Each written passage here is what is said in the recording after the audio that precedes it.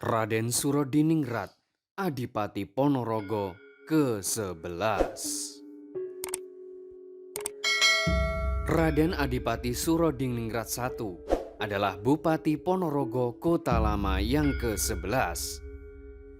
Ia merupakan putra dari bupati sebelumnya yang tidak lain adalah ayahnya, yakni Raden Surobroto. Pada saat menjabat sebagai Adipati Ponorogo, Raden Adipati Surodiningrat I didampingi oleh patihnya yang bernama Patih Tambak Boyo atau yang dikenal dengan sebutan Patih Margoewo. Sebutan tersebut dikarenakan sang patih memiliki sifat membingungkan dan memiliki kebiasaan berbicara ngawur ketika memberikan sebuah perintah kepada seseorang. Perintahnya selalu membingungkan.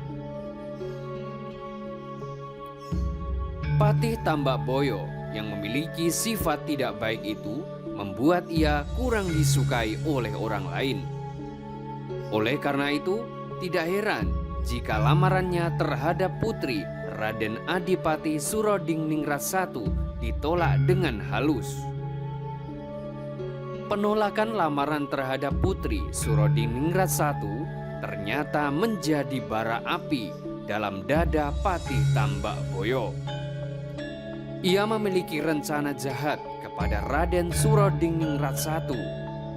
Ia kemudian menyusun sebuah rencana kudeta kepada sang raja dengan cara nabok nyilih tangan atau memanfaatkan orang lain, yakni Demang Ronggoniti.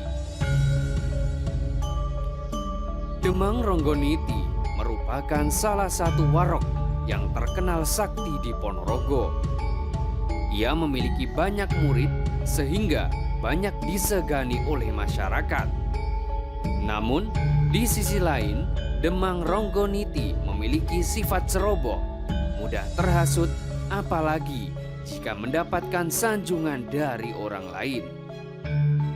Kelemahan inilah yang dimanfaatkan oleh Patih Tambak Boyo untuk membujuk Demang Ronggoniti melawan Raden Surodiningrat I dengan memperoleh imbalan kedudukan sebagai seorang tumenggung. Patih Tambak Boyo dengan hasutan dan imbalan yang dijanjikan kepada Demang Ronggoniti, maka adu kesaktian antara Demang Ronggoniti dengan Raden Surodiningrat pun tidak bisa dihindarkan dan peperangan pun terjadi. Pertempuran sengit kedua belah pihak berlangsung cukup lama yang pada akhirnya Demang Ronggoniti dapat dikalahkan oleh Raden Surodiningrat I. Beruntung kudeta tersebut tidak diketahui oleh Raden Adipati Surodiningrat I atas siapa dalang yang sesungguhnya di balik pemberontakan Demang Ronggoniti tersebut, sehingga kedudukan Patih Tambak Boyo dalam pemerintahan masih selamat.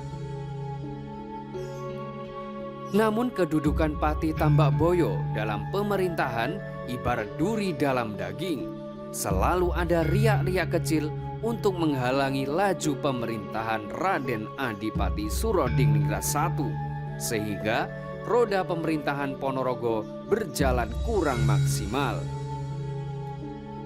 Tidak berselang lama dari peristiwa tersebut, pada suatu hari Ponorogo kedatangan utusan tamu dari Pangeran Adipati Arya Mangkunegaran atau terkenal dengan sebutan Pangeran Sambernyowo.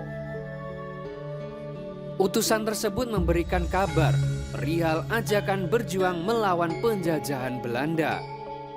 Raden Surodiningrat I dengan menyambut dengan senang hati, karena penjajahan yang dilakukan oleh pihak Belanda sangat merugikan rakyat.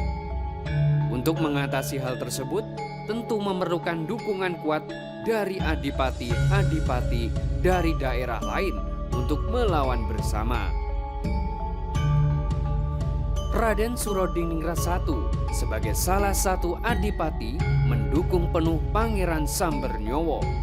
Maka, sebagai bentuk dukungan tersebut, Raden Adipati Surodiningrat I mengutus Patih Tambakboyo untuk membalas surat ajakan Pangeran Sambernyowo dalam menentang pemerintahan Hindia Belanda.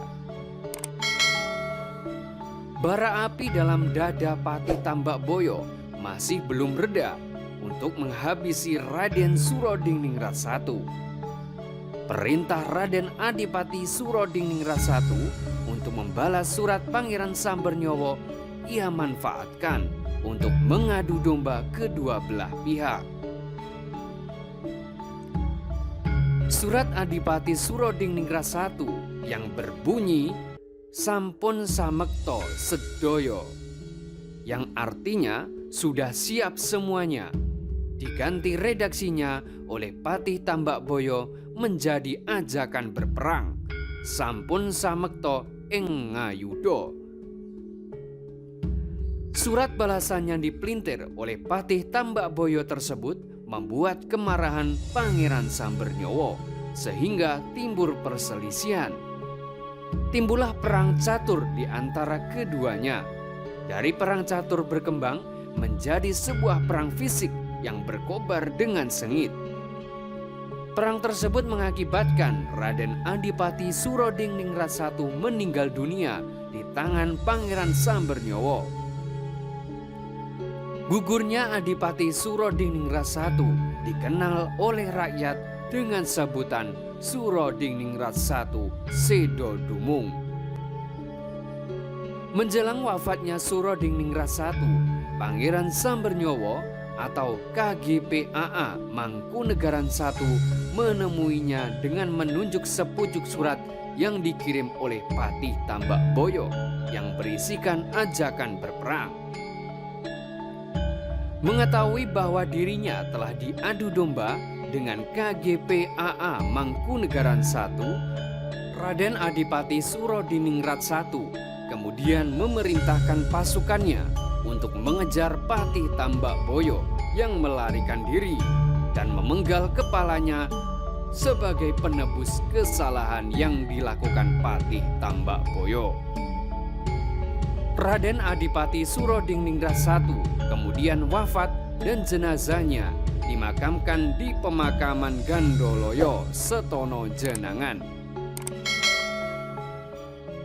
Ia semasa hidup meninggalkan 17 anak, yaitu Rai Sindurejo, istri Adipati Surakarta, Rai Pamongan, istri Sunan Bagus atau Pakubuwono keempat, Rai Mangkudipuro, istri Bupati Madiun, Rai Mangkuyudo, istri Tumenggung Surakarta, Rai Samojoyo, istri Bupati Nayoko Surakarta, Rai Rantamsari, istri Adipati Purbonegoro, Rai Salarong, istri Bupati Nayoko Yogyakarta, Rai Danurejo, istri Patih Dalem Yogyakarta, Rai Jayang Reno, Bupati Caruban, Rai Yudonegoro, Bupati Banyumas, Pangeran Suraloyo, Bupati Ponorogo ke-12,